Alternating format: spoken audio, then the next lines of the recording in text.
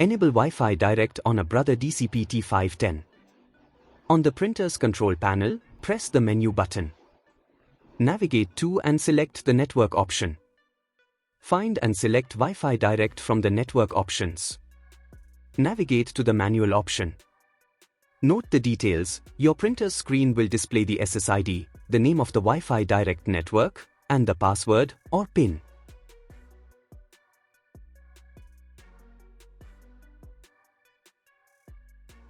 On your Windows computer, click the network icon in the taskbar. Look for a Wi-Fi network name that begins with direct, followed by your printer's model number, example direct DCP T510W. Select the printer's network and click Connect.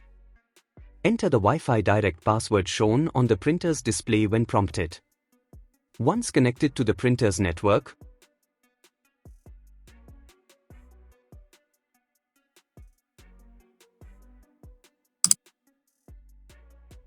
go to your Windows control panel and open Devices and Printers.